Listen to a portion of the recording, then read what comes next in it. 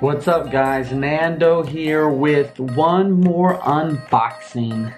And listen, this is something I'm gonna throw out there right now. So you guys know, if you stop hearing from me or you don't see any more videos, it's probably because I filed for bankruptcy because I'm buying way too many toys. So I'm just giving you guys a heads up. But until I do that, we've got this bad boy right here. This is the new iPad Pro, 10.5 inch from Apple. And let's start off with just this. Y'all see this? This is not Apple.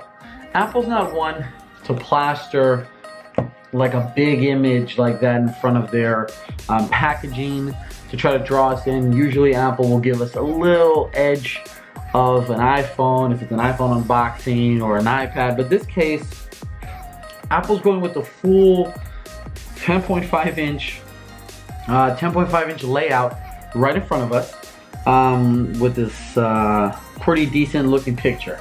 So I don't know if that's Apple saying, hey listen, this 10.5 inch is a big deal, so I want you guys to know the second you pick up this box. But hey, 10.5 inch is the new iPad Pro. Apple has also tweaked the 12.9 inch iPad Pro with basically the same thing that the 10.5 inch has done. However, the 10.5 inch being the new size, that's where all the excitement and buzz is coming from. So I have a current 9.7 inch iPad Pro that's about to be retired, and the 10.5 inch is about to be my new daily driver. Hopefully, I love it and I use it every day like I do the 9.7 inch.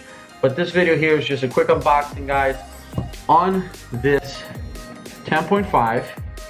And if you haven't subscribed to this channel, please consider doing so. It's all about reviews, it's all about impressions, it's all about unboxings and a little bit of in between. So please subscribe if you haven't done so, because I will be doing more videos on this 10.5 inch iPad Pro. I'll be comparing it side by side with the 9.7 inch and also doing what I usually do with all my devices. What that means is I will do a battery review test. I will do a things to consider video, and when I finally get to my final review, those are going to be some likes and some dislikes, because nothing's perfect. So I think that you guys should definitely stick around for that. Nonetheless, this is the 10.5 inch iPad Pro, like I said. I'm a little disappointed that Apple didn't just take the 9.7 inch and just get rid of those bezels and turn that into a 10 point whatever that they needed to make it in order for it to still be the same form factor. Because with this new 10.5 inch, yeah, they've reduced the bezels, but they've also increased the size a little bit. And that means is cases that I had for my iPad 9.7 is not going to fit on this. Accessories in terms of screen protectors and things like that won't fit as well. So that's a bummer. It is what it is.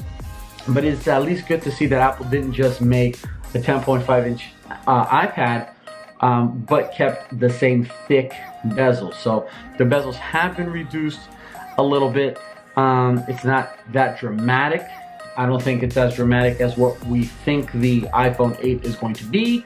But hey, some improvement is an improvement, and we can't keep complaining all the time. So this is the base model, the 64 gigabyte model. It retails for $699. So the 9.7 inch iPad Pro actually retailed for $599. So Apple has increased it by $100. It does have all new internals. It does have a better camera, again, a bigger size, and a better screen. So these are improvements. However, you do get them at a cost, and that's $100 more than what the 9.7 inch iPad Pro cost when it came out. But I think they're worth it. So starting off, it's super light, guys. You already know how Apple is when it comes to their devices. They try to make them as thin and as light as possible. If you've ever used an iPad before, especially their more recent models, not the first or the second gen, but after that, and the Air and the Pros since, they're super light. You're not going to break your back carrying this around. I feel the same way towards the 12.9 inch. However, I just feel like that's a little unwieldy to do things with on a day-to-day basis. However, this 10.5 inch feels really good so far in the hand. This is solid. Say what you want about Apple in their iPhones. In terms of tablets, I really don't think Samsung, Google, or any other maker out there right now figured out the tablet game like Apple has. Phone-wise, another story. No, completely other story. But tablets, and when I say tablets, I don't want to hear about the Surface Pro line and things like that. I love the Surface Pro line, but that's a computer first, tablet second, because of the internals and all that. But in terms of tablet, I think Apple's killing the game. And if you disagree, let me know in the comment section below, guys. I love to read what you guys post, and I love the discussion we get going. So do let me know in the comment section below what you think about Apple in terms of a tablet and a tablet maker. How do you feel about the iPad line? What do you think of the iPad Pro now? Because now we've got the 10.5 inch and the 12.9 inch, and then we have a base model. So now there's finally that differentiation that Apple needed, and now there's actually some logic between getting an iPad mini, which I think needs to be refreshed, getting a base model that they released a few months ago, and getting the Pro line. So let me know what you guys think. Anyways, inside the box, we've got the standard thing. Lightning cable from Apple, as usual. They are not committing or seem to be changing their mind and going USB-C in phones or tablets anytime soon. So, lightning cable. The usual book that is going to come with some stickers inside. So, nothing special there. And then a wall charger. I don't know what the wattage. Okay, so it's a 12 watt wall charger that comes with your 10.5 inch iPad Pro. I'm assuming the 12.9 will probably have a bigger wall charger or more wattage, but now you know 12 watts. You can use that to charge your iPhone, guys. If you're out there and you're using an iPhone, try to get yourself an iPad Pro charger because it's going to charge a lot faster. Hey, there's a little life hack for you. And that's it. There's nothing else in this box. Just cable, wall charger, and your typical books. Let's go ahead and unbox or unwrap the actual iPad itself. This is the space gray. I had been using a silver iPad Pro before, then I went back to the black. They also offered in gold and in rose gold. So it's hard to tell right now, honestly. It's hard to tell. I'll turn this around and you guys let me, because it's going to be super reflective, obviously. But it's hard to tell how much of a difference these reduced bezels are. Like I said, in the next video, I will compare it hardware-wise with the 9.7 inch iPad Pro, so I can get a better feel for what the reduced bezels are like. But like always, feels good in the hand. Love that cold to touch that you get with Apple Apple products. And what I also know is that they've improved the fingerprint scanner. It's like their second gen one or whatever, so it's supposed to charge. So I'm sorry, it's supposed to detect your fingerprint a lot faster, both to unlock and during setup. Other than the screen size and the reduced bezels, you've got the smart connector pins on the bottom, like always, so you can go ahead and connect a keyboard or some third-party accessories to it. And I'm going to tell you what I think is going to be the most exciting feature about this iPad Pro, and that's going to be the new screen refresh rate, guys. 120 hertz or up to 120 hertz, depending on what you're doing on the new iPad Pro line, is going to be amazing. I've seen some early reviews, especially if you use the Apple Pencil.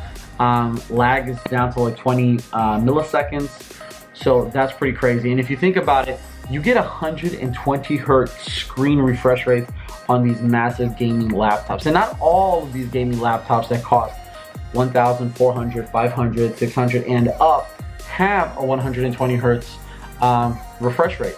I know because I used to have an Asus gaming laptop, and that only came with a 60 hertz refresh rate, and that's an over $1,500 computer. Now, of course, that computer can destroy this iPad when it comes to gaming and actually doing some serious productive work, but don't sleep on Apple's processing chips. We know not to sleep on it. I mean, you can run benchmarks and the benchmarks don't lie. And what doesn't lie is Apple's ability to optimize their chip to their OS. Once you do that, man, things just move, things just fly. And as an Android user and an Android lover as well, I see that every day when I switch from an iPhone to my Galaxy S8 Plus, and it is what it is. However, like I said before, early on in the video, I don't think anybody else out there is making the tablets like Apple is making. Samsung's is pretty sweet, but hey. So there you have it, guys. Let me know again in the comment section below what you think about the new iPad Pro line that Apple has going on right now. If you haven't subscribed, please consider doing so for more videos on the iPad Pro, more videos on the iPhone, comparisons between the iPhone and the Galaxy S8 Plus is coming up, comparisons between the iPhone and the HTC U11, comparisons between the HTC U11 and the Galaxy S8 Plus, and comparisons between all three of those phones. There's a lot of stuff coming out, guys. Let me know what you want to see in the comment section below. If I can do it, I will do it. If I can't, it's because I'm going bankrupt and I just can't do it. And that's it. Like always, stay geeky. Thumbs up this video because I appreciate it and it's free. And I'll catch you guys in the next video. This is Nando. Peace. Bye.